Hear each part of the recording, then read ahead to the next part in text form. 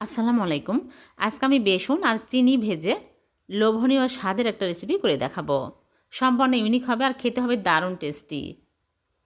এই রেসিপি কোথাও খুঁজে পাবেন না, এতটাই মজার হবে। আশা করছি আপনাদের কাছে খুবই ভালো লাগবে। তাহলে চলুন দেখে নিন। প্রথমে একটা বোলের মধ্যে নিয়ে নিচ্ছি বেসন। এখানে 1 কাপ বেসন নিয়েছি, আপনারা চাইলে আর বেসন নিতে পারেন, তবে 1 কাপ দিয়ে অনেকগুলো হবে। আর দিয়ে দিচ্ছি ঘি 1 টেবিল চামচ।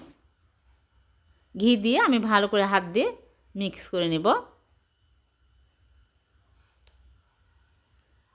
বেসনের মধ্যে অনেক সময় দলা পেকে থাকে, ভালো করে মিশিয়ে নিতে হবে।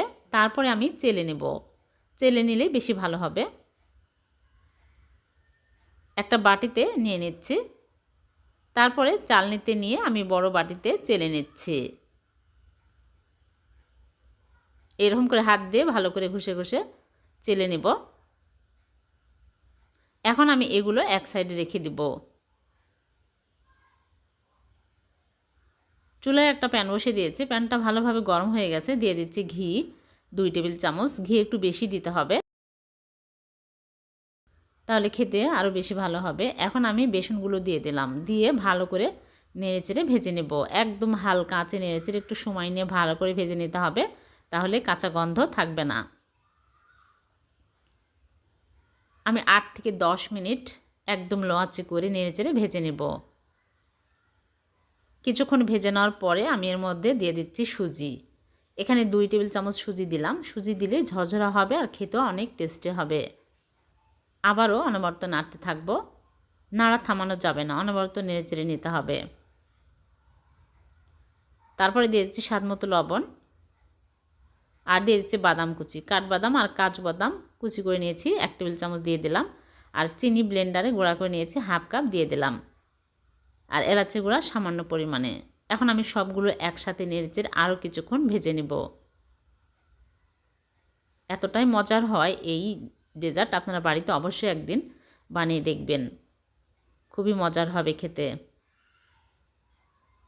অনেকটাই কালার চেঞ্জ হয়ে আসছে আর সুন্দর ফ্লেভার পাওয়া যাচ্ছে। এখন আমি লিকুইড দুধ দিয়ে দিচ্ছি, অল্প অল্প করে দিব আর নেড়েচেড়ে নেব।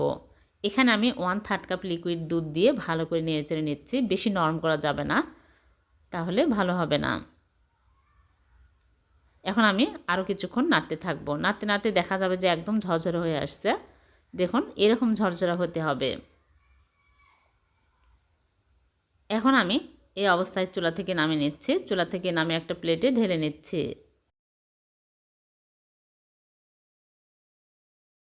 এখন আমি হালকা গরম থাকতেই অল্প অল্প করে নিয়ে চেপে চেপে লাড্ডুর শেপ দিয়ে নেব।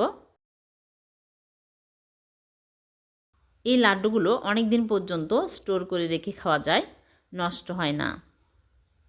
একদিন যদি বানান বারবার বানিয়ে খেতে ইচ্ছে করবে, এতটাই মজার হবে। মাত্র 1 কাপ বেসন দিয়ে এতগুলো লাড্ডু তৈরি করা যায়। মেহমান আসলে এই লাড্ডুগুলো বানিয়ে মেহমানকে আপ্যায়ন করতে পারবেন। মেহমান খেয়ে অনেক খুশি হবে। সবগুলো বানিয়ে পরিবেশন করে নিলাম। দেখলেন তো কত সহজে হয়ে গেল বেসনের লাড্ডু। খুবই কম খরচে কম পরিশ্রমে এই মজার লাড্ডু বানিয়ে ফেললাম। একটা ভেঙে দেখাচ্ছি, অনেক মজার হয়েছে খেতে। গুড়ি চমচম মিষ্টি।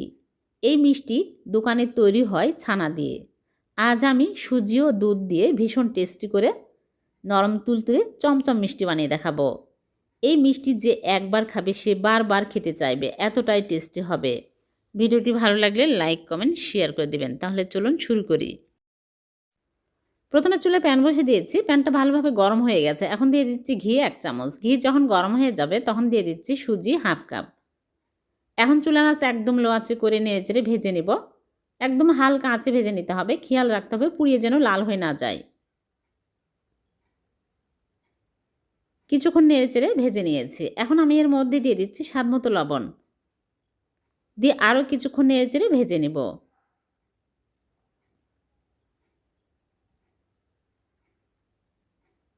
তারপরে এখানে লিকুইড দুধ নিয়েছি 1 কাপ, দিয়ে দিচ্ছি। দিয়ে চুলার আঁচ একদম লো আঁচে করে নেড়েচেড়ে শক্ত টাইট করে নেব।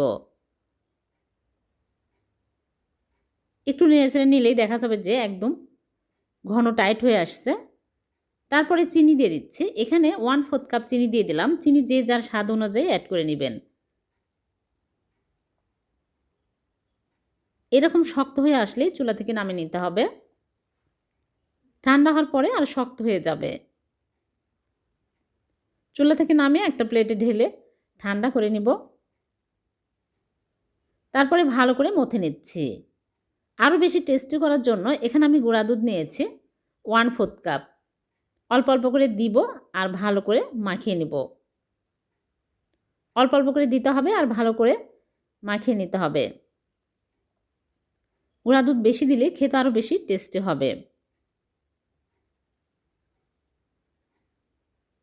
একদম মসৃণ একটা ডো তৈরি করে নেব।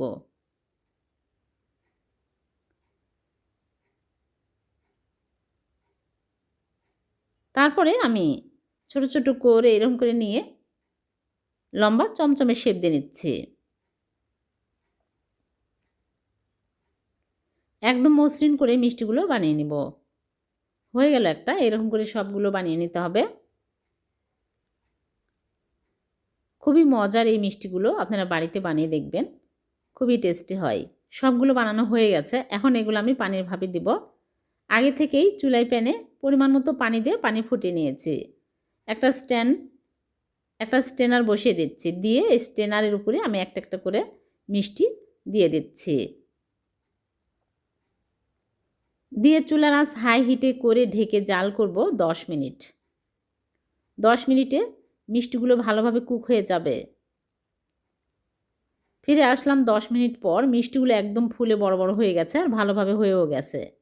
এখন আমি চুলা থেকে নামিয়ে নিচ্ছি। নিয়ে ঠান্ডা করে তারপরে একটা প্লেটের মধ্যে তুলে নিচ্ছি। দেখুন কতটা নরম তুলতুলে হয়েছে। সবগুলো তুলে নিয়েছি আর একটা ভেঙে দেখাচ্ছি কতটা নরম তুলতুলে হয়েছে।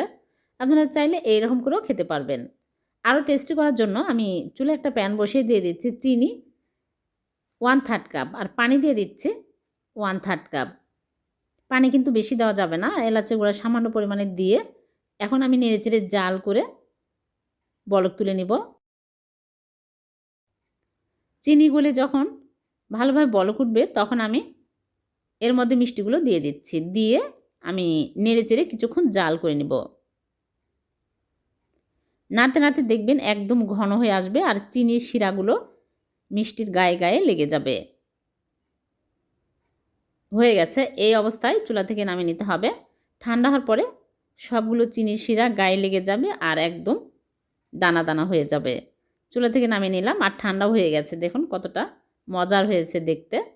এখন আমি সার্ভ করে উপর দিয়ে চিনি ছিটিয়ে দিলাম। হয়ে গেল ভীষণ মজার সুজির দানাদার মিষ্টি। এভাবে বানিয়ে দেখবেন, এতটাই টেস্টি হবে ভাবতেও পারবেন না। ভিডিওটি ভালো লাগলে লাইক কমেন্ট শেয়ার করতে ভুলবেন না। আবারও দেখা হবে এরকম নতুন কোনো রেসিপিতে। আল্লাহ হাফেজ।